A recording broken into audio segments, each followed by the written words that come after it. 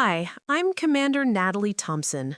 At my father's funeral in Millbrook Cemetery, my stepmother whispered to her sister, I don't know why she bothered showing up.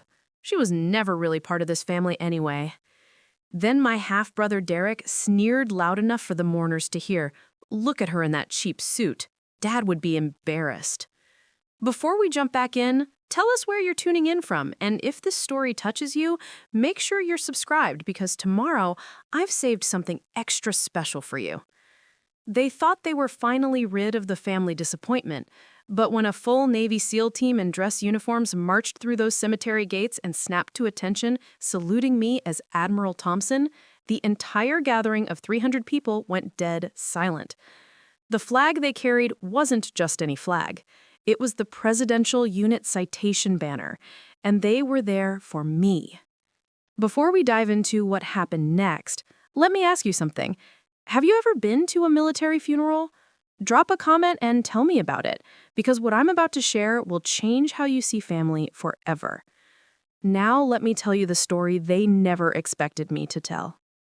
The invocation had arrived at my small apartment in Cedar Falls on a gray Tuesday morning, delivered by certified mail as if my own father's death was a legal document requiring my signature. The envelope was addressed to Miss N. Thompson, not Commander, not even Natalie, just Miss, as if my 23 years of naval service had never happened. Inside, the card was elegant cream cardstock with gold embossing. Captain Harold Thompson, United States Navy, retired. It read, followed by service details at Millbrook Memorial Gardens. At the bottom, in my stepmother's perfect cursive, family seating reserved for immediate family only. The message was clear. I wasn't immediate family. I stared at that card for what felt like hours, sitting at my kitchen table with my morning coffee growing cold. The apartment around me was sparse but neat, military precision in civilian quarters. A few commendation plaques on the wall, a photo of my SEAL team from our last classified operation, and tucked in the corner, a framed picture of my father and me from my academy graduation. I was 22 in that photo, proud and naive, believing that service and honor meant something to the people who raised you. That was before I learned that some families only claim you when it's convenient. My father had remarried when I was 16, just 2 years after my mother's death from cancer.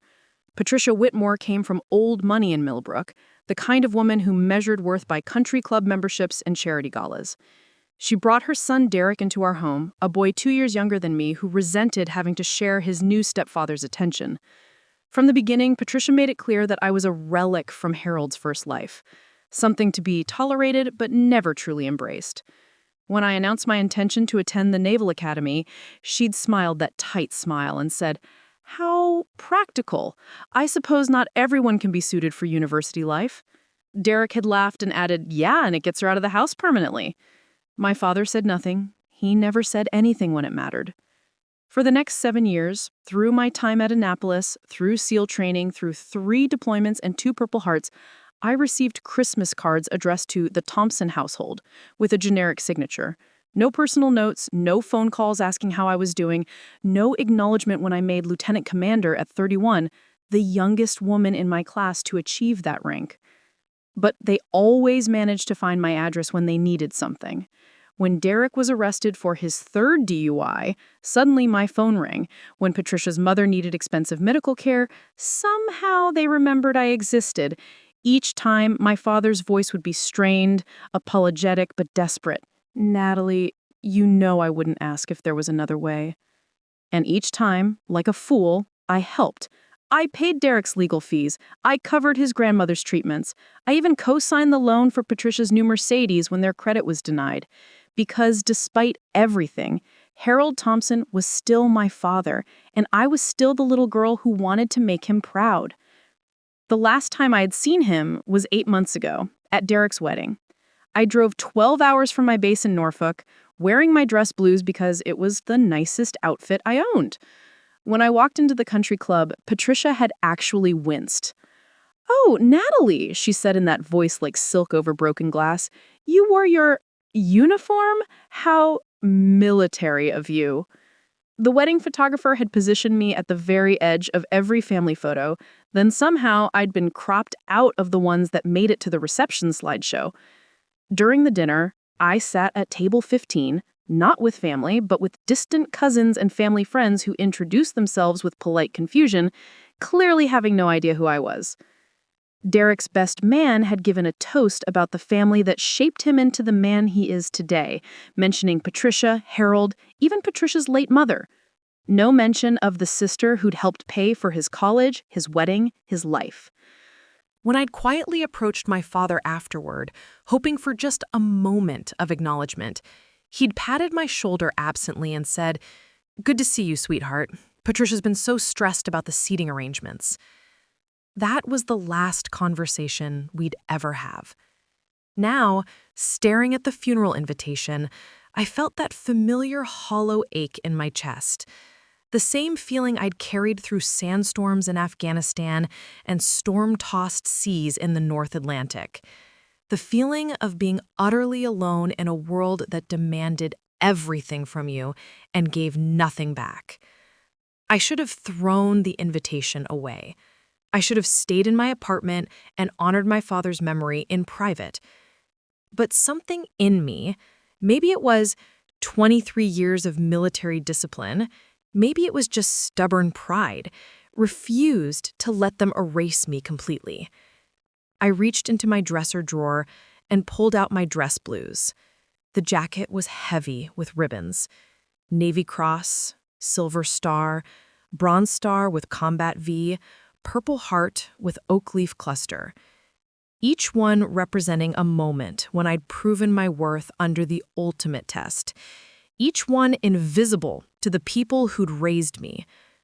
As I hung the uniform on my closet door, preparing for the drive to Millbrook, I had no idea that tomorrow would be the day everything changed. I had no idea that a phone call I'd received 3 weeks ago, a call I'd assumed was routine Navy business, was about to turn my family's world upside down. I had no idea that the SEAL team I'd commanded in our last classified operation had been monitoring military funeral announcements.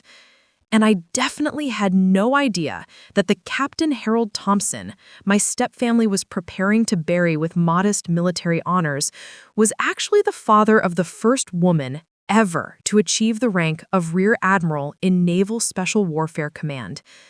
That promotion had been classified. The ceremony had been private. The citation had been sealed. But in 18 hours, at exactly 1400 hours Eastern Standard Time, all of that was about to become very, very public. I folded the invitation and placed it in my jacket pocket, right next to the insignia that tomorrow would change everything my family thought they knew about me. Tomorrow, they would learn that the family disappointment they'd tried so hard to forget had become something they could never escape. Preparing and narrating this story took us a lot of time, so if you are enjoying it, subscribe to our channel. It means a lot to us. Now, back to the story. You know what's funny about family? We spend our whole lives trying to earn their love, their respect, their simple acknowledgement that we matter. But sometimes the people who should celebrate our victories the most are the ones who work hardest to diminish them. Drop a comment below and tell me, have you ever achieved something incredible only to have the people closest to you act like it didn't matter? Because what I'm about to share with you proves that sometimes the family that raises you isn't the family that truly sees your worth. And before we continue, I need you to understand something crucial about what happened at that cemetery in Millbrook. This wasn't just about a daughter being snubbed at her father's funeral. This was about a system of erasure so complete, so carefully constructed over decades that even I didn't fully understand what had been stolen from me until that moment when 8 Navy SEALs in dress uniforms changed everything. The stakes weren't just my relationship with Patricia and Derek. The stakes were my entire identity, my legacy, and the truth about who I really was, not just to my family, but to the world.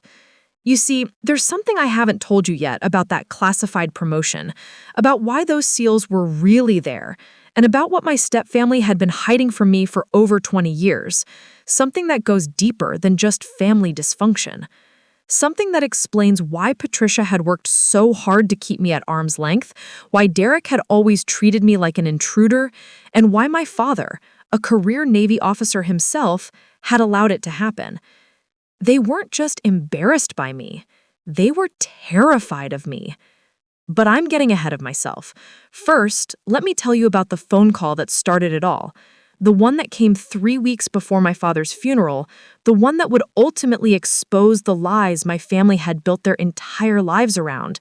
The phone call that would prove that the disappointment they'd tried so hard to forget had become the one person they could never escape. The drive from Cedar Falls to Millbrook took exactly 4 hours and 37 minutes. I know because I'd made this journey so many times over the years, always hoping this visit would be different, always leaving disappointed. The highway stretched through rolling farmland and small towns where American flags hung from every porch, places where military service still meant something to ordinary people. My Toyota pickup, bought used 3 years ago because every penny of my salary went to family emergencies or my own modest living expenses, looked out of place as I pulled into the Millbrook Memorial Gardens parking lot. Rows of luxury sedans, BMWs, and Mercedes lined the pristine asphalt. Patricia's social circle had arrived in force. I sat in my truck for a full 10 minutes, adjusting my dress blues in the rearview mirror. The uniform felt heavier than usual, weighed down not just by the ribbons and insignia, but by 23 years of achievements that my own family had never acknowledged. The Navy Cross caught the morning light, awarded for extraordinary heroism during a hostage rescue operation in Somalia. I'd taken shrapnel in 3 places during that mission, spent 6 weeks in a military hospital, and received exactly 1 get-well card from home. It was signed The Whitmores in Patricia's handwriting. As I walked toward the funeral home, I could see clusters of mourners gathering on the manicured lawn. Patricia stood near the entrance, resplendent in designer black, accepting condolences with the grace of a woman born to these moments. Derek lingered nearby in an expensive suit, probably purchased with money from the trust fund his mother had established using my father's pension, the same pension I'd helped him qualify for maximum benefits by providing documentation of my own service record. The moment Patricia spotted me, her expression tightened almost imperceptibly. She whispered something to the woman beside her, Mrs. Judith Clearwater, president of the Millbrook Garden Club, who immediately turned to assess me with undisguised curiosity. "Natalie," Patricia said as I approached, her voice carrying that familiar note of polite surprise, as if my presence at my own father's funeral was unexpected. "You came. How thoughtful of you." She didn't embrace me, she didn't even extend her hand, just stood there in her perfect black dress with her perfect pearls, making it clear to everyone watching that I was an outsider being tolerated rather than family being welcomed. "Of course I came," I replied evenly. "He was my father." Derek appeared at his mother's elbow, looking uncomfortable in his formal attire. At 31, he'd never held a job for longer than 18 months, but Patricia's connections had always opened doors for him.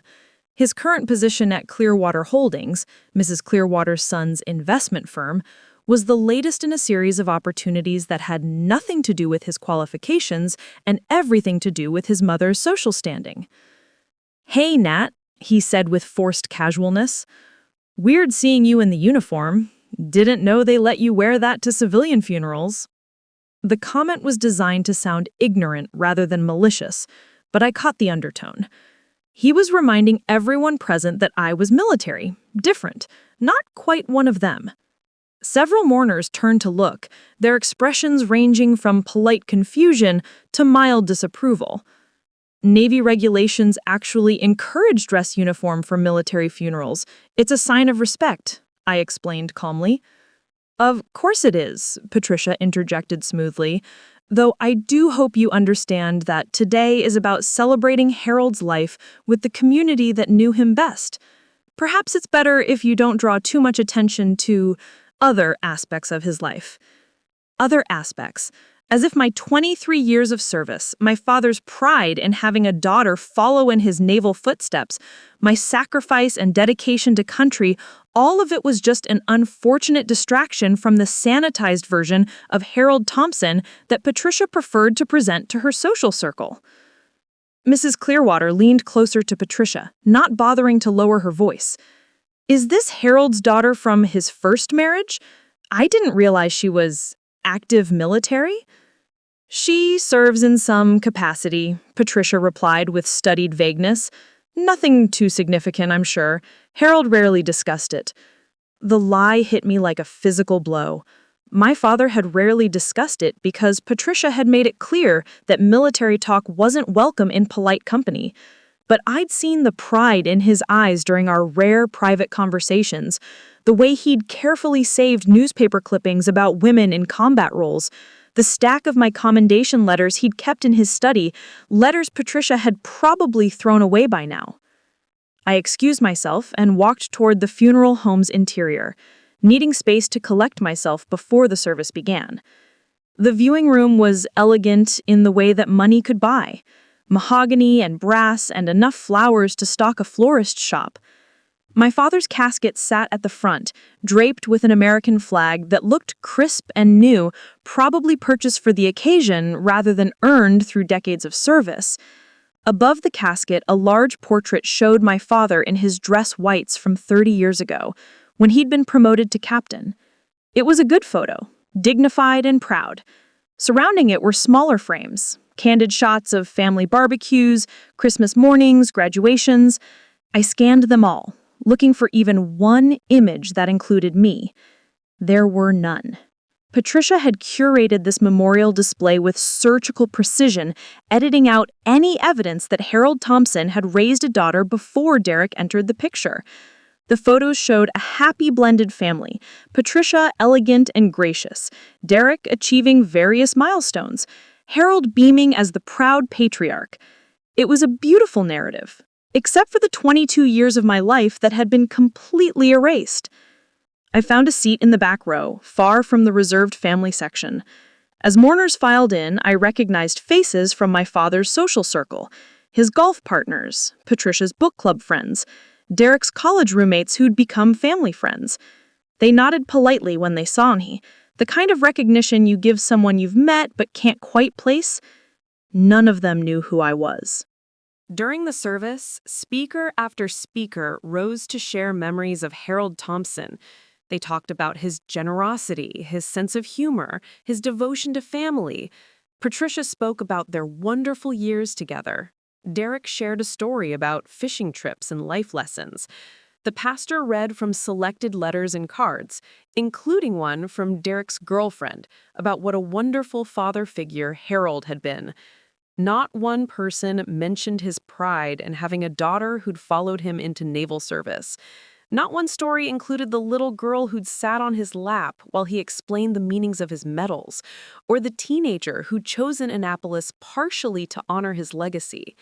The decorated officer who'd risked her life for her country in ways that would make any father proud might as well have never existed. When they asked if anyone else would like to speak, I started to rise. But Patricia caught my eye and gave an almost imperceptible shake of her head, mouthing, "Family only." The message was clear. This wasn't my place, these weren't my people, and my memories of Harold Thompson weren't part of the story they wanted to tell. I sank back into my seat, feeling smaller and more invisible than I had since I was 16 years old, and Patricia first made it clear that I didn't belong in their new family structure. But as we filed out toward the cemetery, I noticed something that made my pulse quicken. A black sedan with government plates had pulled into the parking lot. Two men in dark suits stood beside it, speaking quietly into radio devices. Military bearing was unmistakable, the way they held themselves, the constant awareness of their surroundings, the coordinated positioning that spoke of tactical training. I'd seen enough military security details to recognize one when I saw it. The question was, what was a federal security team doing at my father's funeral? The answer to that question would arrive in exactly 17 minutes in the form of 8 Navy SEALs who would turn my family's carefully constructed fiction into a very public reckoning with the truth. The procession to the gravesite felt like a march toward execution. I walked alone, 30 feet behind the family group, close enough to be technically present, but far enough to make it clear I wasn't truly part of their inner circle. Patricia had positioned herself at the center of the mourners, gracefully accepting arms for support, playing the grieving widow with practiced elegance. The cemetery section reserved for veterans was beautiful in that manicured, expensive way that old money could buy. Towering oak trees provided shade over precisely arranged headstones, each marking the final resting place of servicemen and women who'd answered their country's call. My father's plot sat prominently in the center, a location that must have cost Patricia considerable influence to secure. As we gathered around the gravesite, I noticed the seating arrangement had been carefully orchestrated. The first row of folding chairs was marked immediate family, Patricia in the center, Derek beside her, then her sister Rachel and Rachel's husband. The second row held extended family and close friends, the Clearwaters, my father's golf partners, Patricia's book club members. There was no chair for me. I stood behind the assembled group, hands clasped behind my back in parade rest position, a habit ingrained by decades of military ceremony. Several mourners glanced back at me with expressions ranging from curiosity to mild annoyance, as if my presence was disrupting the solemn atmosphere they'd come to experience. The Navy chaplain began the service with traditional words about honor, duty, and sacrifice. He spoke about my father's 26 years of naval service, his dedication to his country, and his commitment to family.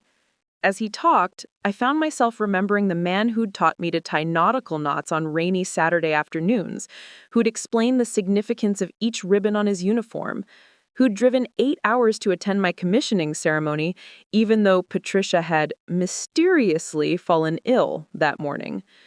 Harold Thompson lived a life of service, dedicated to the values that make our nation strong. He leaves behind a loving wife, Patricia, a devoted son, Derek, and a legacy of honor that will continue through the family he cherished. No mention of me, not even survived by acknowledgement. I was listening to my own father's eulogy and discovering I'd been written out of his official story. During the flag folding ceremony, tradition dictated that the flag should be presented to the next of kin. As the honor guard completed their precise movements, creating the tight triangle of stars and stripes that represented a grateful nation's thanks, they stepped toward the family seating area. I knew military protocol. As my father's child and a serving officer, I should have been the recipient of that flag. It was my right, my inheritance, the final gesture of respect from one service member to another. Instead, the sergeant approached Patricia. "Ma'am, on behalf of the President of the United States and a grateful nation, please accept this flag as a symbol of our appreciation for your husband's faithful and dedicated service." Patricia accepted the flag with trembling hands and pressed it to her chest, tears streaming down her carefully made-up face. The gathered mourners murmured their approval, moved by this display of widow's grief. I stood frozen, watching my father's flag, the flag that represented everything he taught me about duty and honor, being presented to a woman who'd spent 15 years trying to erase my daughter's military service from polite conversation. But the humiliation wasn't finished. As the chaplain concluded his remarks, Patricia rose from her chair and approached the microphone that had been set up for family remarks. Her voice, when she spoke, carried perfectly across the cemetery, aided by the acoustic system the funeral home had provided. "Harold was the most wonderful husband a woman could ask for," she began, dabbing at her eyes with an embroidered handkerchief. "He gave me 15 beautiful years of marriage, and through me, he gained the son he'd always wanted in Derek." The son he'd always wanted. The words hit like shrapnel, each syllable designed to cut. She continued, "Harold often told me that meeting Derek and me gave his life new purpose. After years of being alone, he finally had the family he dreamed of. Derek brought him such joy, fishing trips, golf lessons, all those father-son moments that meant everything to Harold. I felt my hands begin to shake. My father hadn't been alone before Patricia. He'd had me. We'd had our own fishing trips, our own shared moments, our own bond built over 2 decades of just the two of us against the world. Patricia was rewriting history in real time, erasing not just my presence, but my entire relationship with my father. "Derek," Patricia said, turning toward her son, "would you like to share a memory?" Derek stood awkwardly, clearly unprepared for public speaking, but unable to refuse his mother's request. He approached the microphone with the uncertain gait of someone who'd never earned a moment in the spotlight. He was like the dad I never had," Derek began, his voice cracking slightly. "He taught me everything about being a man, about responsibility and integrity. He said I was the son who would carry on the Thompson name with honor." Several mourners nodded approvingly. Mrs. Clearwater actually dabbed at her own eyes, moved by this touching display of step-family devotion.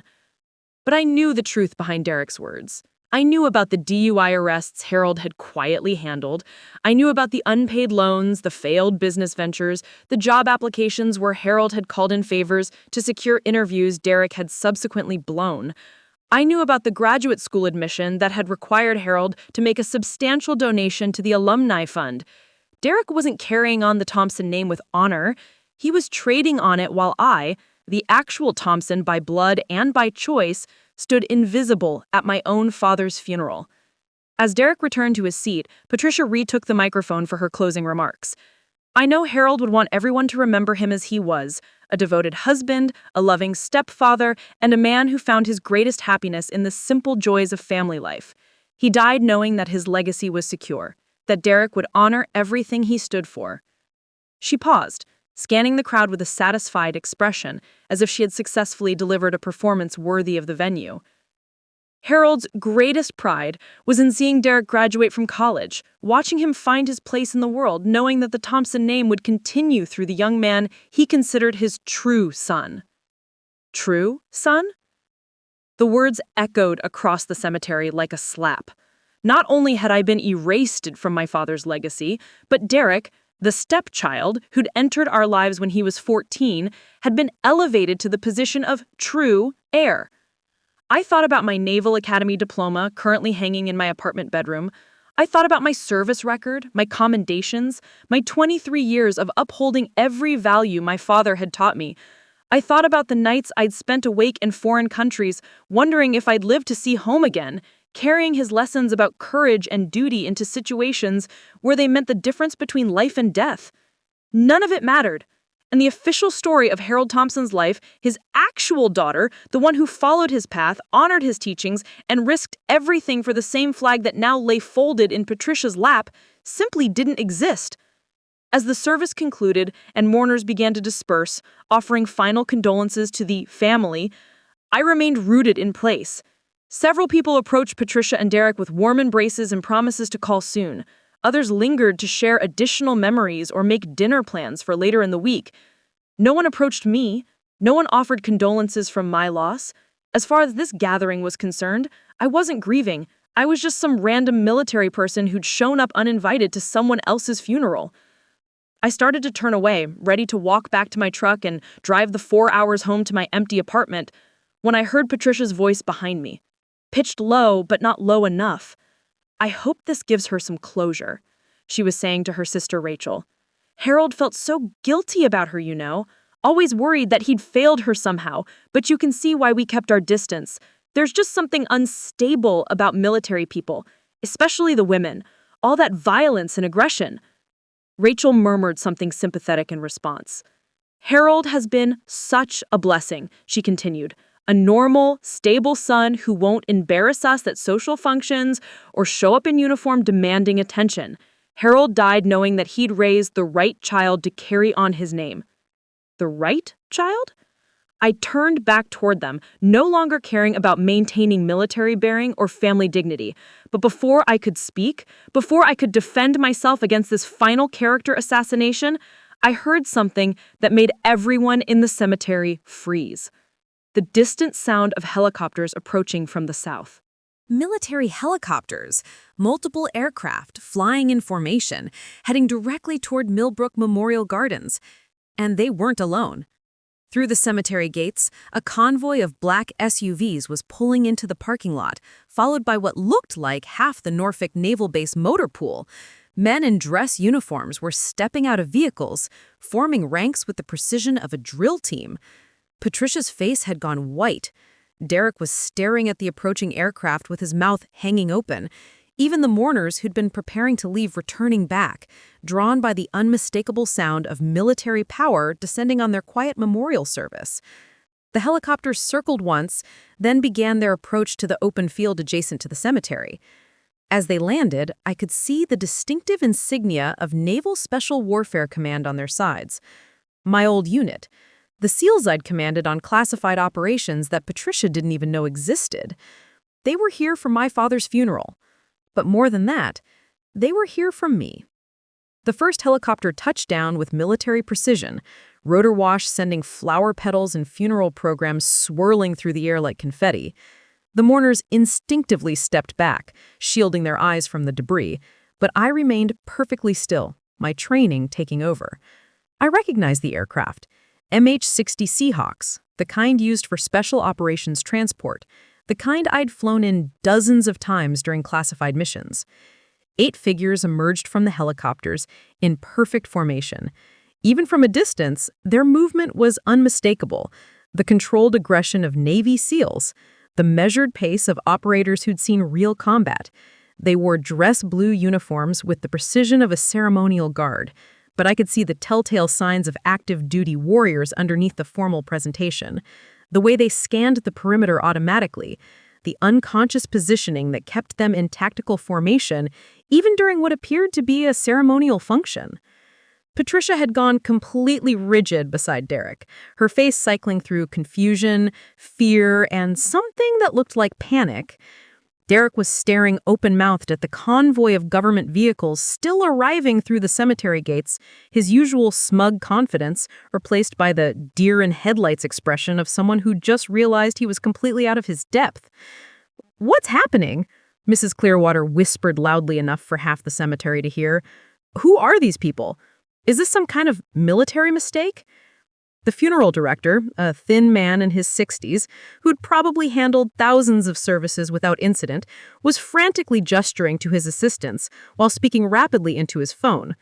His carefully orchestrated ceremony had just been hijacked by what appeared to be a federal operation, and he clearly had no protocol for this situation. But I knew exactly what this was. The phone call 3 weeks ago, the one that had seemed routine at the time, suddenly made perfect sense. Admiral Richardson's voice had been formal, businesslike. "Commander Thompson, I need to inform you that your security clearance review has been completed. There are some classification changes that affect your service record. We'll be in touch with details." I'd assumed it was standard bureaucracy, the kind of administrative update that happened periodically in military careers. I had no idea that my recent promotion, the one that had been kept classified for operational security, was about to be declassified in the most public way possible. The SEAL team was approaching the gravesite now, their formation tight and professional. I recognized the lead figure, Master Chief Petty Officer James Rodriguez, my former team leader from Operation Neptune's Shield. Behind him, the faces of men who had served under my command during some of the most classified missions in recent military history.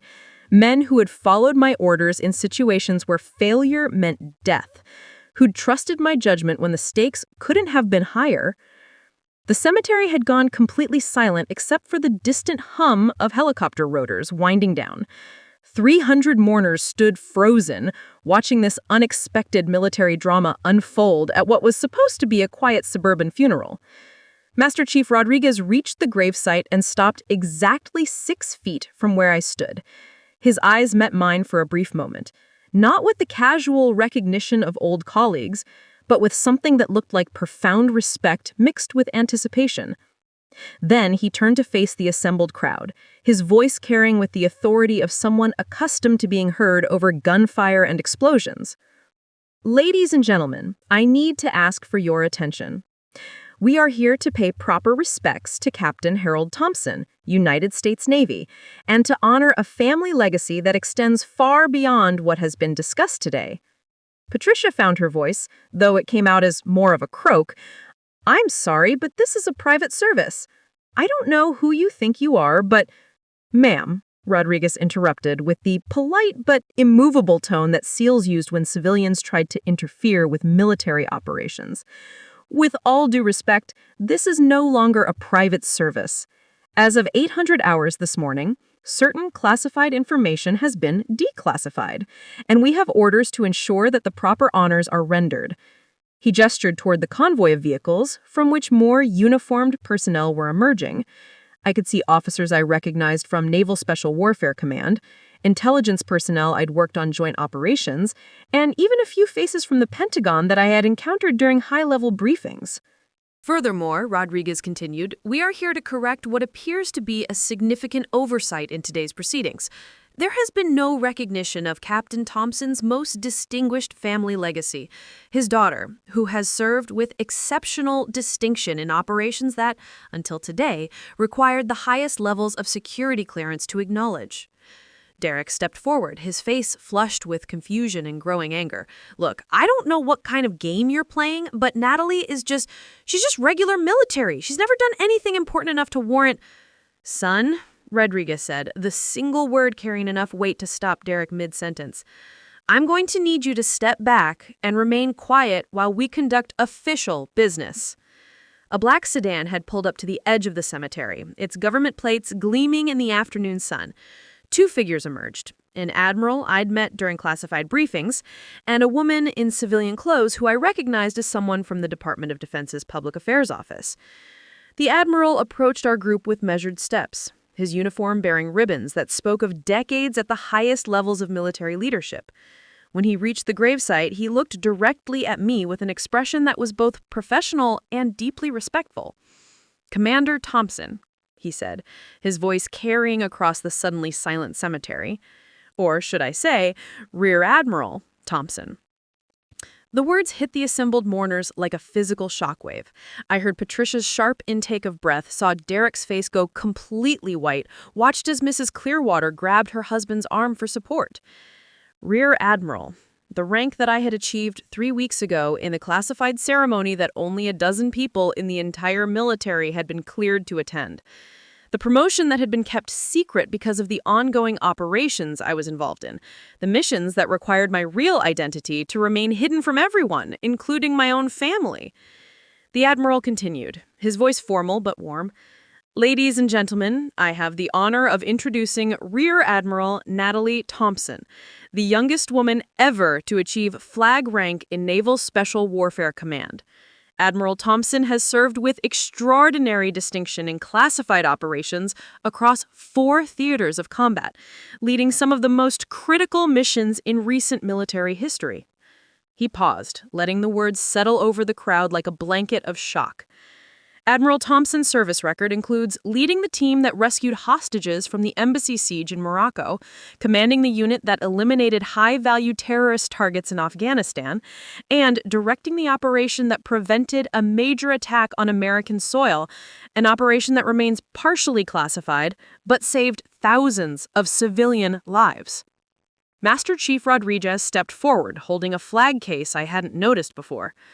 "Admiral," he said formally, "we are here to ensure that Captain Thompson receives the military honors befitting the father of the most decorated female officer in special warfare history. But more importantly, we are here to correct what appears to be a grave injustice." He turned toward Patricia, his expression shifting from respectful to something much harder. "Ma'am, military protocol clearly states that the flag from a service member's casket should be presented to the next of kin. Captain Thompson's next of kin is not his widow, it's his daughter, the serving officer who outranks everyone at this ceremony." The silence that followed was so complete I could hear the wind rustling through the oak trees overhead. Patricia was clutching the flag she'd been given, her knuckles white against the blue fabric, but her eyes were fixed on my uniform with a look of dawning horror. She was beginning to understand that the disappointment she had spent 15 years minimizing wasn't just a regular military officer. I wasn't just some enlisted person who'd chosen a rough career path. I was one of the most elite warriors in the American military, someone who had achieved a level of success and recognition that Derek could never dream of reaching. And everyone, the Clearwaters, the book club members, the golf partners, all of Patricia's carefully cultivated social circle, was about to learn that she'd spent years publicly dismissing and privately humiliating a decorated admiral. Rodriguez extended his hand toward Patricia. "Ma'am, if you would please return the flag to its rightful recipient." Patricia looked around desperately, seeking support from the crowd that had been so sympathetic moments earlier. But the mourners were all staring at me now, their expressions ranging from awe to embarrassment to the kind of secondhand shame that comes from witnessing someone else's complete social destruction. When she spoke, her voice was barely above a whisper. I don't understand. Natalie never said, she never told us she was an admiral." Rodriguez finished. "No, ma'am, she didn't. Because until today, her rank and her service record were classified above your security clearance level. Admiral Thompson has been protecting national secrets that were more important than her family's opinion of her career choice." The weight of that statement settled over the cemetery like a physical presence. I hadn't been hiding from my family. I'd been protecting them from information they weren't cleared to know. The modest military service that Patricia had dismissed so casually was actually a level of classified achievement that most Americans would never be allowed to learn about. And now, at my father's funeral, in front of everyone who'd ever questioned my worth or doubted my accomplishments, it was all about to become very, very public. Patricia's hands trembled as she looked down at the flag in her lap, then back up at the 8 seals standing in perfect formation behind Master Chief Rodriguez. The woman who had spent 15 years orchestrating my exclusion from family events was now faced with the choice: publicly acknowledge my rightful place, or continue her charade in front of an audience that included some of the most powerful military leaders in the country. "Ma'am," Rodriguez repeated, his voice carrying the patient authority of someone who'd spent decades dealing with civilians who didn't understand military protocol. "The flag belongs to Admiral Thompson." The silence stretched on for what felt like hours, but was probably only 30 seconds. I could see Patricia's mind racing, trying to find some way to minimize this moment, to maintain the narrative she'd built so carefully over the years. But there was nowhere to run, no social nicety that could smooth over what was happening. Derek, apparently unable to process what he was witnessing, chose that moment to make everything worse. "This is ridiculous," he said loudly, his voice cracking with stress. "Natalie's just trying to steal attention at Dad's funeral. She probably paid these guys to show up and put on some kind of show." The words hung in the air like smoke from an explosion. Several mourners gasped audibly. Mrs. Clearwater looked like she wanted to disappear into the ground. Even Patricia seemed shocked by her son's spectacular inability to read the room. Master Chief Rodriguez turned toward Derek with the kind of look that probably terrified enemy combatants in a dozen different countries. "Son," he said, his voice dropping to a register that somehow managed to be both quiet and absolutely menacing, "I'm going to pretend I didn't hear you suggest that Navy SEALs are available for hire to stage fake military ceremonies." Derek's face went from red to white in about 2 seconds. I didn't mean..." "What you meant," Rodriguez continued, "was to insult the integrity of 8 decorated special warfare operators who have risked their lives in service to this country. What you meant was to suggest that Admiral Thompson, who has saved more American lives than you'll ever meet, is somehow lying about her service record." The admiral who'd arrived with the convoy stepped forward, and I recognized him now as Admiral James Patterson, the head of Naval Special Warfare Command, the kind of man who briefed presidents and made decisions that affected global security. He was looking at Derek with the expression of someone examining a particularly unpleasant insect. "Mr. Whitmore," Admiral Patterson said, his voice carrying the weight of absolute authority, "let me clarify something for you. Admiral Thompson's service record is so classified that until this morning, I couldn't have told you about her achievements even if you'd had a top secret clearance. The operations she's led are the kind that prevent the wars you read about in newspapers." He gestured toward the SEAL team. "These men have served under her command in situations where failure would have meant the deaths of hundreds of civilians. They volunteered for this duty today because they consider it an honor to serve with her, not because anyone paid them to put on a show." Patricia finally found her voice, though it came out as barely more than a whisper. "Natalie, why didn't you tell us? All of these years, why didn't you say anything?" For a moment, I felt a flash of the old hurt, the familiar ache of wanting acceptance from people who'd never offered it. But standing here, surrounded by the respect of warriors who'd seen me at my best and worst, I realized that her question revealed everything wrong with our relationship. "Because you never asked," I said simply. "You never once asked me what I did, what my missions were like, what I had accomplished. You just decided that military service was something embarrassing, something to be minimized in polite conversation." I gestured toward the assembled crowd. "You spent 15 years telling everyone that I was the disappointment, the unstable one, the child who couldn't measure up to Derek's achievements. But you never bothered to learn what those achievements actually were." Admiral Patterson nodded grimly. "Admiral Thompson couldn't have told you about most of her service record even if she'd wanted to. The missions she's led were classified at levels that require congressional briefing. We're only able to acknowledge them publicly now because the operational security requirements have changed." Mrs. Clearwater, who had been silent through most of this exchange, suddenly spoke up. "Patricia, dear, I think there's been a terrible misunderstanding. Harold always spoke so proudly of Natalie's service when you weren't around. He used to show us articles about women in combat roles, said his daughter was doing things that would make any father proud." The revelation hit Patricia like a physical blow. She turned toward Mrs. Clearwater with an expression of complete shock. What? "Oh, yes, dear. He was absolutely bursting with pride. He said you preferred not to discuss military matters at social functions. He respected your wishes, but privately, he was so proud he could hardly contain himself." I felt my chest tighten as the truth emerged. My father had been proud of me. He'd wanted to share my achievements with his friends. Patricia had been the one silencing those conversations, the one who'd made military service a forbidden topic in their social circle. Derek was staring at his mother with growing horror as the implications sank in. "Mom, you said Dad never talked about Natalie because he was disappointed in her choices. You said he thought she was wasting her potential." Patricia's careful composure was cracking like ice in warm weather.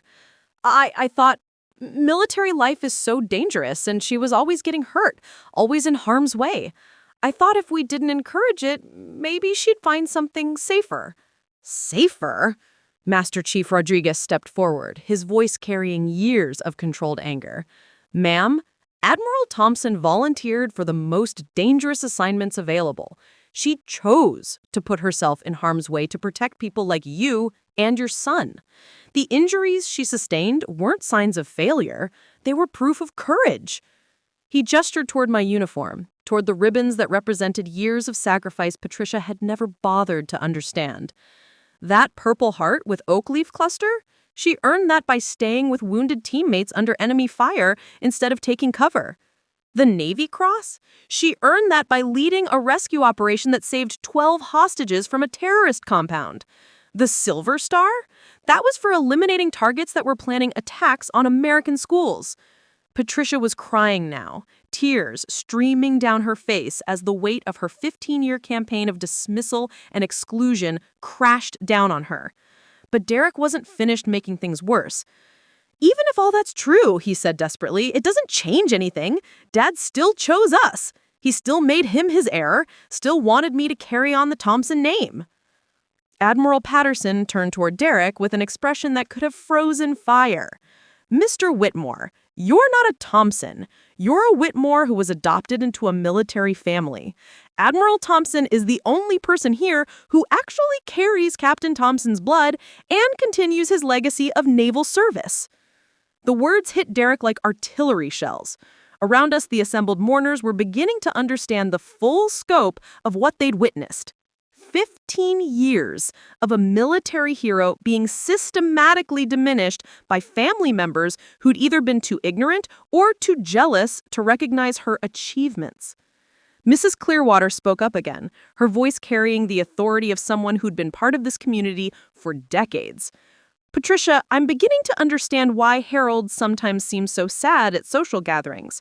He must have felt terrible not being able to share his pride in his daughter's accomplishments. Other voices began joining the conversation. My father's golf partner stepped forward. Harold used to excuse himself from conversations whenever anyone criticized military spending. I always wondered why he got so uncomfortable. Patricia's sister Rachel added quietly, he asked me several times if I thought he was being a good father. I never understood what he meant. The picture was becoming clear to everyone present. My father hadn't been ashamed of me. He'd been trapped between his pride in my achievements and Patricia's social discomfort with military life. Patricia's campaign to minimize my existence hadn't just hurt me, it had silenced my father's natural desire to celebrate his daughter's extraordinary service. Master Chief Rodriguez stepped toward Patricia one final time. Ma'am, the flag. This time, she didn't hesitate. With shaking hands, she lifted the flag from her lap and extended it toward me. As I took it, feeling the weight of the folded fabric that represented my father's 26 years of service, she whispered something that was barely audible. I'm sorry, Natalie. I'm so sorry. But as I held that flag, surrounded by the warriors who'd served with me in places Patricia couldn't imagine, I realized that her apology, while perhaps genuine, couldn't undo 15 years of systematic exclusion. It couldn't restore the conversations my father wanted to have about my service. It couldn't erase the years of being made to feel like an unwelcome stranger in my own family. Admiral Patterson stepped beside me and spoke to the crowd in a voice that carried across the entire cemetery. Ladies and gentlemen, we are here today to honor Captain Harold Thompson, a proud naval officer whose greatest legacy stands before you in the person of his daughter. Admiral Thompson represents the finest traditions of naval service, and her father's pride in her achievements was justified beyond anything you could imagine. As he spoke, I noticed something that made my blood run cold. Derek was whispering urgently to someone on his phone, his expression shifting from desperation to something that looked like cunning. Patricia was staring at the ground, but her tears had stopped, and I could see her mind working, already calculating how to manage this public relations disaster. They weren't just humiliated, they were planning their next move. And I had a sinking feeling that this public revelation of my service record was just the beginning of a much larger battle. As the crowd began to disperse, offering their quiet congratulations and awkward apologies, I noticed that Derek had stepped away from the immediate family group and was engaged in an intense phone conversation near the tree line. His voice carried just enough for me to catch fragments. Yes, she's here. No, they're treating her like some kind of hero. We need to move forward with what we discussed. Patricia approached me hesitantly, her earlier composure completely shattered. Natalie, I know this doesn't fix anything, but I want you to know that I never understood. Understood what? I asked, my voice steady despite the storm of emotions brewing beneath the surface. That military service means something? That your stepdaughter might actually be good at her job? She flinched at the directness of my words. It's not that simple. You were always so secretive, so distant. How was I supposed to know you were doing such important work when you never told us anything? Master Chief Rodriguez, who'd been standing nearby, turned toward us with an expression of barely controlled irritation. Ma'am, with respect, Admiral Thompson couldn't tell you about classified operations, even if she'd wanted to. But she could have told you about her commendations, her promotions, her achievements that weren't classified. Did you ever ask? Patricia's silence was answer enough. Admiral Patterson approached our group, holding a manila folder I hadn't noticed before. Admiral Thompson, there are some additional matters we need to discuss. Perhaps we could have a few minutes privately. We walked toward the black sedan, leaving the family group behind. As we reached the vehicle, Admiral Patterson opened the folder and handed me a document that made my blood run cold. "This was filed yesterday morning," he said quietly. "Your stepfamily has been busy." The document was a legal petition for mental health evaluation and potential guardianship, filed in Millbrook County Court. According to the filing, I was showing signs of instability and delusions of grandeur regarding military service, and required professional evaluation to determine competency to handle financial and legal affairs. The petition was signed by Patricia Whitmore Thompson as concerned family member and Derek Whitmore as co-heir to family estate. "They're trying to have me declared mentally incompetent," I said, the words tasting like ashes in my mouth. "Gets worse," Admiral Patterson replied grimly. "Look at the supporting documentation." I flipped through the pages and found what appeared to be medical records from a psychiatrist I'd never met, Dr. Marcus Brennan of Millbrook Psychiatric Associates. According to his report, I'd been his patient for 6 months and was suffering from service-related psychosis, characterized by elaborate fantasies about military achievements and inability to adjust to civilian life. "I've never seen this doctor in my life," I said. "We know. Dr. Brennan's records show no actual appointments with you. Someone paid him to file false documentation. We're already investigating, but the timing suggests they've been planning this for months." The implications hit me like a train freight. This wasn't a reaction to today's revelation. This was a premeditated attack on my credibility and legal standing that had been in motion long before my father's death. "Admiral," Master Chief Rodriguez called from near the family group. "You need to hear this." We returned to where Patricia and Derek were standing with several of the mourners. Derek had finished his phone call and was now speaking to Mrs. Clearwater with renewed confidence.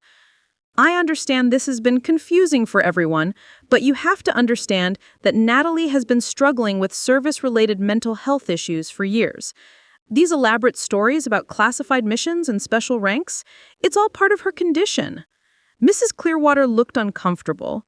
"Derek, we just saw military officers confirm her service record. And I'm sure they're trying to be kind," Derek replied smoothly. "But you have to ask yourself, if Natalie was really some kind of important admiral, why has she been living alone in a tiny apartment, driving an old truck, never mentioning any of these supposed achievements? Don't you think that's a little strange?" I felt my jaw clench as I realized what he was doing. Derek was using the very secrecy that had protected national security operations against me, suggesting that my classified service record was evidence of delusion rather than dedication. Patricia joined in, her voice gaining strength as she found her footing in this new narrative. "We've been worried about her for years, the way she isolates herself, the stories about dangerous missions that she could never provide details about. We thought if we kept her close to family, maybe she'd find stability, but..." She let the implication hang in the air. Around us, I could see doubt creeping into the faces of mourners who'd been impressed just minutes before. The same people who'd been awed by my service record were now looking at me with the kind of concerned pity reserved for someone who might be mentally ill. "That's why we've had to take legal action," Derek continued, pulling out a folded document, a copy of the guardianship petition. "We love Natalie, but she needs professional help, not people enabling her fantasies." Admiral Patterson stepped forward, his voice carrying the authority of someone accustomed to congressional testimony. "Mr. Whitmore, what you're describing as fantasy is documented in classified military records that have been verified by the Department of Defense, the Joint Chiefs of Staff, and the Office of the President." Derek smiled, actually smiled with the confidence of someone playing a card he thought was unbeatable. "Sir, I'm sure you believe that, but according to our family attorney and the psychiatric evaluation we commissioned, Natalie has been telling these stories for years. She's convinced people before with very detailed, very believable accounts of military service that simply don't match reality. He gestured toward my uniform. Look at her ribbons, her decorations. Are those even real? Or are they just part of the elaborate fantasy she's constructed? The question hung in the air like poison gas. I saw several mourners exchange glances, their expressions shifting from respect to uncertainty. Derek had found the one angle that could make even my documented service record seem questionable. The suggestion that everything about me was an elaborate deception. "Derek," I said quietly, my voice carrying across the cemetery, "are you seriously suggesting that I convinced the Navy to promote me to flag rank as part of a mental health delusion?" "I'm suggesting," he replied, "that people with certain conditions can be very convincing. They can create elaborate stories, forge documents, even manipulate others into supporting their fantasies." Patricia nodded sadly. "We've consulted with experts, Natalie. This kind of behavior, creating alternate identities, claiming achievements that seem too extraordinary to be true, it's a recognized pattern." I looked around at the faces surrounding us. The same people who'd been moved by the sight of Navy SEALs honoring my service were now looking at me with a mixture of pity and suspicion. Derek and Patricia had managed to weaponize my classified service record against me, turning the very secrecy that protected national security into evidence of mental instability. But they'd made one crucial mistake.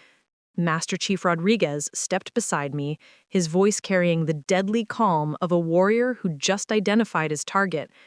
"Mr. Whitmore, you mentioned forged documents. That's interesting, because we've been investigating some actual document forgery involving Admiral Thompson's family." Derek's confidence wavered slightly.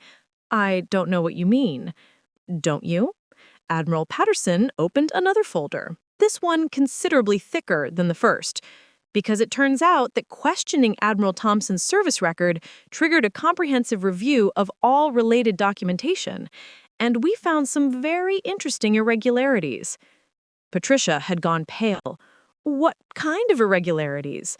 "Well," Admiral Patterson said, "let's start with Captain Thompson's will.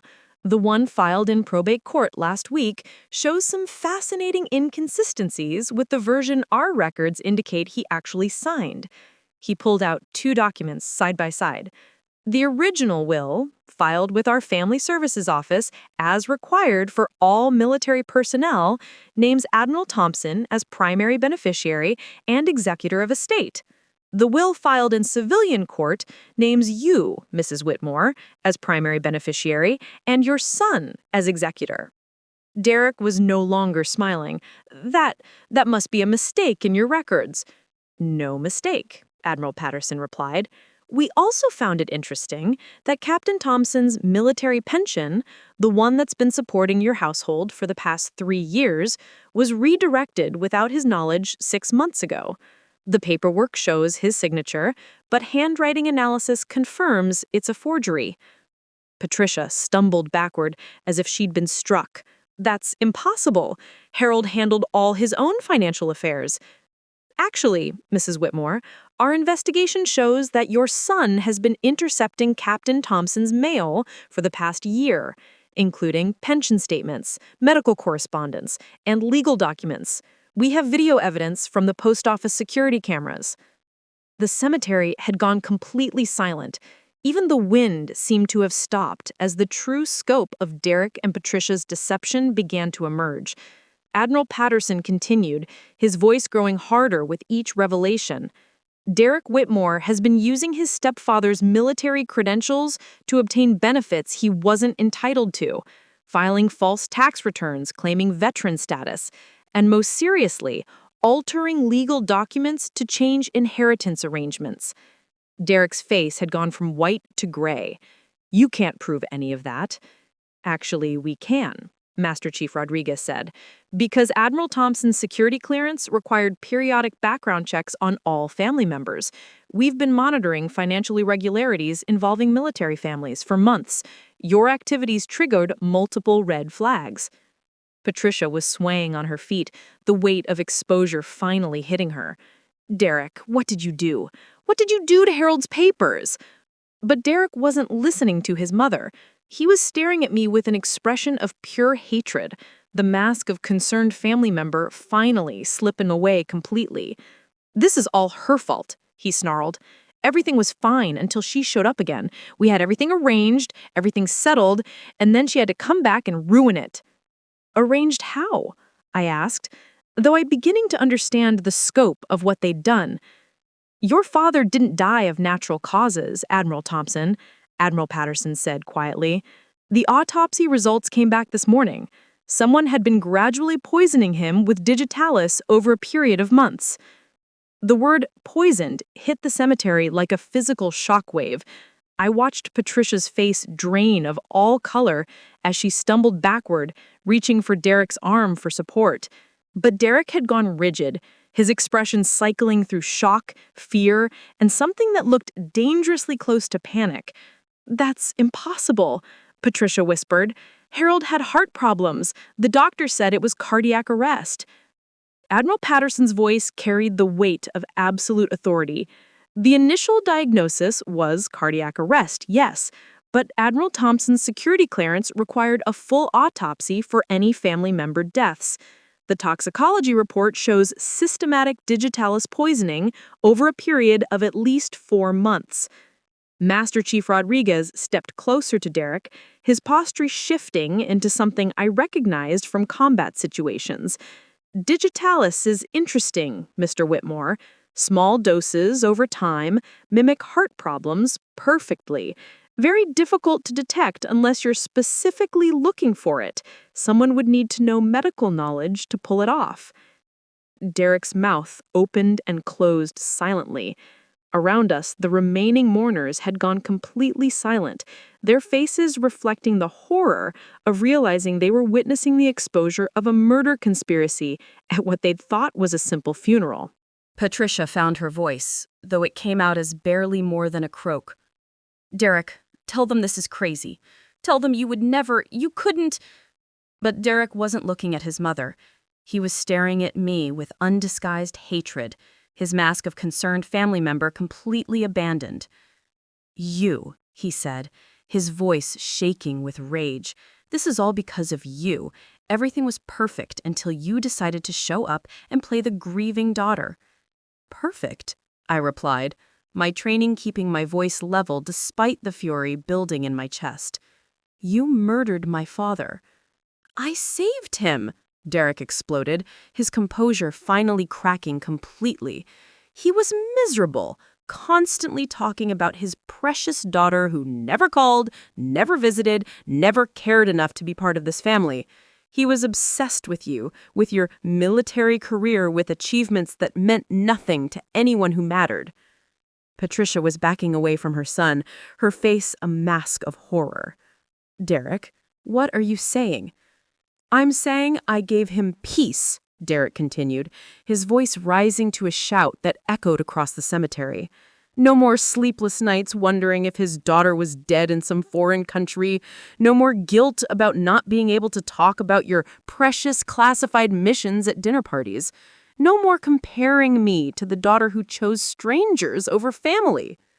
Admiral Patterson was speaking quietly into his radio, and I could see additional personnel moving into position around the cemetery perimeter.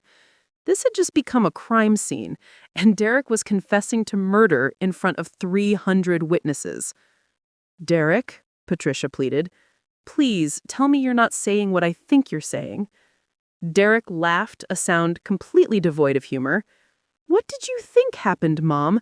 Did you really believe Harold just happened to develop heart problems right after we discovered he was planning to change his will back to include precious Natalie?" The confession hit Patricia like a physical blow. She dropped into one of the folding chairs, her hands shaking as the full scope of her son's actions became clear. "The medical appointments," she whispered. "You volunteered to drive him to all his doctor visits. You said you wanted to be a good son." "I was being a good son," Derek snarled. "I was protecting our family from someone who abandoned us years ago and only showed up when she needed money." "I never asked you for money," I said, my voice carrying across the silent cemetery. Every time you called, every emergency, every crisis, I helped because I thought that's what family did. And then you disappear again, back to your important missions, your classified operations, your military family that mattered more than us. Do you have any idea what it was like growing up in the shadow of Harold Thompson's perfect daughter? Master Chief Rodriguez stepped forward, his voice cutting through Derek's hysteria like a blade. Mr. Whitmore, you're under arrest for the murder of Captain Harold Thompson, fraud, forgery, and conspiracy. But Derek wasn't finished. As two federal marshals approached from either side, he turned toward the assembled mourners with the desperate energy of someone who knew his world was collapsing. You want to know the truth about the perfect Admiral Thompson? She's been lying to all of you. Those medals, those ribbons, those classified missions, it's all fake. She's a fraud who's been playing dress-up in a uniform she doesn't deserve. Even now, facing arrest for murder, Derek was still trying to destroy my credibility. The poisoned narrative he and Patricia had constructed over 15 years was so ingrained that he couldn't abandon it even when faced with overwhelming evidence of his own crimes.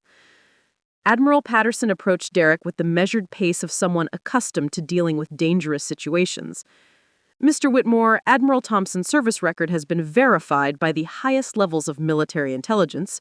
Your allegations of fraud are not only false, they're treasonous. Treasonous? Derek laughed hysterically. She's the traitor. She chose the military over family, chose strangers over the people who raised her, chose her precious career over being there when we needed her. We never needed her, Patricia said quietly, her voice carrying a note of dawning realization. You made sure of that. Every time Harold wanted to reach out to her, every time he wanted to include her in family events, you found reasons why it was better not to. You isolated her deliberately. Derek's face contorted with rage. Because she didn't deserve him. She didn't deserve any of us. Harold Thompson spent 22 years of his life on a daughter who cared more about playing soldier than being part of a real family. The words echoed across the cemetery like gunshots. Around us, mourners were beginning to understand the full scope of what they'd witnessed. Not just a murder confession, but the revelation of a systematic campaign of alienation and manipulation that had lasted for over a decade. Mrs. Clearwater stood up from her chair, her voice shaking with emotion. Mr. Whitmore, your stepfather spent years showing me pictures of Natalie's achievements. He was so proud of her service record that he could barely contain himself. You've been lying to all of us. Other voices began joining in. My father's golf partner stepped forward. Harold used to excuse himself from our games to take calls from Natalie. He said those were the highlights of his week. Patricia's sister Rachel added, he kept a scrapbook of every newspaper article he could find about women in special operations. He said it helped him understand what Natalie was going through. The truth was emerging like water through a broken dam. My father hadn't been distant or disappointed. He'd been isolated from me by Derek's manipulation and Patricia's social discomfort. The man who died thinking his daughter didn't care about him had actually spent years trying to bridge a gap that his stepson had deliberately maintained. Derek was in handcuffs now, but his voice carried across the cemetery as the marshals prepared to lead him away. You'll all see, when her lies catch up with her, when her fake service record gets exposed, you'll remember this day and realize I was trying to protect you from a fraud. Admiral Patterson turned toward the assembled crowd, his voice carrying the authority of someone who'd spent decades in military leadership. Ladies and gentlemen, I want to address Mr. Whitmore's allegations directly. Admiral Thompson's service record is not only authentic, it's exemplary. The operations she's led have saved American lives in ways that will never be fully public. The medals she wears represent courage under fire that most people can't imagine. He gestured toward the SEAL team, still standing at attention despite the chaos around them. These men have served under her command in combat situations. They volunteered for duty today because they consider her one of the finest officers they've ever served with. Master Chief Rodriguez stepped forward one final time. Admiral Thompson didn't abandon her family for the military. She served her country with honor while her family chose to exclude her from their lives. There's a difference. As Derek was led away toward the waiting federal vehicles, he turned back toward us one last time. This isn't over, Natalie. Even from prison, I'll make sure everyone knows what you really are. Patricia rose from her chair, her face aged years in the span of minutes. She approached me hesitantly, her voice barely above a whisper. Natalie, I need you to know that I never thought Derek would... The poisoning, the murder, I had no idea. I looked at the woman who'd spent 15 years making me feel like an unwelcome stranger in my own father's house. Part of me wanted to believe her, wanted to accept that she'd been manipulated just like everyone else. But too much had happened. Too many deliberate choices had been made over too many years. Maybe you didn't know about the poison, I said quietly, but you knew about the isolation, you knew about the exclusion. You helped him erase me from this family long before he decided to erase my father from this world. Patricia's tears came then, heavy and genuine, the tears of someone finally understanding the true cost of their choices. But tears couldn't bring back the years of relationship with my father that her social embarrassment had cost us. Tears couldn't restore the conversations we'd never had, the pride he'd never been allowed to express, the connection that Derek had systematically undermined. As the federal agents finished securing the scene and the last of the mourners began to leave, I found myself standing alone by my father's grave, still holding the flag that should have been mine from the beginning. The cemetery was quiet now, peaceful in a way it hadn't been since the helicopters first appeared. Admiral Patterson approached one final time. Admiral, there will be legal proceedings, testimony required, but I want you to know that your service record will be fully declassified and made public. No one will ever again be able to question your achievements or your dedication. I nodded, though public vindication felt hollow in the face of what had been lost. My father was gone, murdered by the stepson he'd tried to love, isolated from the daughter he'd been proud of by people who'd made military service a source of shame rather than honor. But as I looked at the flag in my hands, the flag that represented not just my father's service, but my own, I realized that some battles weren't about winning. They were about ensuring that the truth finally had its day in the light. Tomorrow, the world would know the real story of Admiral Natalie Thompson. More importantly, they would know the real story of Captain Harold Thompson, a proud naval officer whose greatest achievement wasn't his own service record, but the daughter who'd followed his example of putting country before comfort, duty before recognition, honor before personal cost. Derek had been right about one thing. This wasn't over, but he'd been wrong about who would be vindicated when the truth finally came out. 6 months later, I stood in the same cemetery under a brilliant autumn sky, but everything had changed. The headstone we'd installed bore the full truth. Captain Harold Thompson, United States Navy, beloved father of Rear Admiral Natalie Thompson. A legacy of honor lives on through the daughter who followed his path. Derek had been sentenced to life in prison without the possibility of parole. The evidence against him had been overwhelming, not just the confession at the funeral, but months of digital forensics showing his systematic campaign of fraud, forgery, and ultimately murder. The digitalis had been traced to prescriptions he'd stolen from the veterinary clinic where he'd briefly worked 2 years earlier.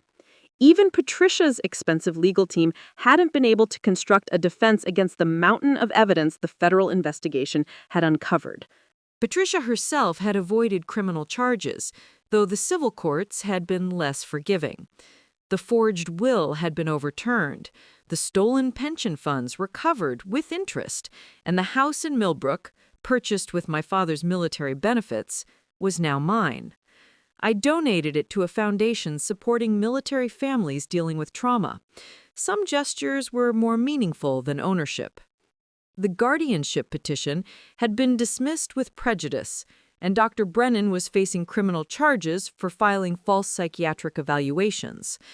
The investigation into his practice had uncovered similar fraudulent reports targeting other military families. Derek hadn't been his first client, just his most ambitious.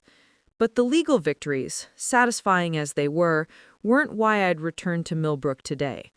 I was here for the memorial service we should have had 6 months ago, the one where my father's real legacy could be properly honored. The invitation list was different this time. No country club members who'd never bothered to learn my name, no social climbers who'd spent decades enabling Patricia's narrative of family shame. Instead, the gathering was filled with people who understood what service meant. Master Chief Rodriguez was there, along with the SEAL team that had served under my command. Admiral Patterson had flown in from Norfolk.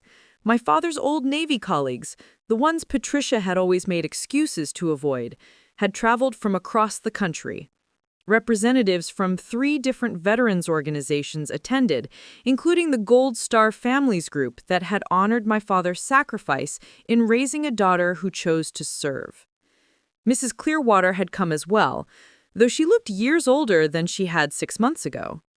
The revelation of Derek's crimes and Patricia's complicity had shattered Millbrook's social hierarchy in ways that would take years to rebuild. Several other families in their circle had faced similar investigations once authorities began looking into financial irregularities involving military benefits. "Admiral Thompson," Mrs. Clearwater approached me before the service began, her voice carrying genuine remorse. "I owe you an apology that's been 6 months in the making. We all failed your father, and we failed you." I accepted her words with a nod. The anger that had sustained me through the legal proceedings had faded into something quieter but more lasting, a recognition that some relationships couldn't be repaired, only acknowledged for what they were. The service itself was everything my father would have wanted.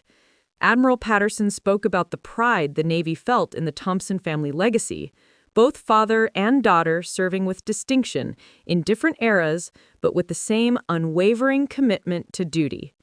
Master Chief Rodriguez shared stories from our deployments, carefully edited for civilian audiences, but conveying the essence of who we'd been as warriors. When my turn came to speak, I looked out at the assembled crowd and saw something that had been missing at the original funeral: genuine respect, earned through truth rather than social obligation. My father taught me that honor isn't about recognition. It's about doing the right thing even when no one is watching, especially when no one is watching. For 26 years, he served his country with distinction. For another 22 years, he raised a daughter who tried to follow his example. I paused, looking at the headstone that now told the complete story. He died believing that military families sometimes pay a price that civilians can't understand. He was right about that. What he didn't live to see was that sometimes that price is worth paying because the alternative is a world where service doesn't matter, where sacrifice goes unrecognized, where the people who stand on the wall to protect others are treated as embarrassments rather than heroes. After the service, as the crowd began to disperse, I noticed a young woman in navy dress blues standing apart from the main group. She approached hesitantly. Her bearing suggested she was newer to military life than the seasoned warriors who dominated today's gathering. "Admiral Thompson, I'm Lieutenant Sarah Chen. I wanted to thank you." I studied her long face, seeing something of myself at that age, uncertain, determined, carrying the weight of representing something larger than herself. "Thank you for what, Lieutenant?" She said, "It showed that it's possible.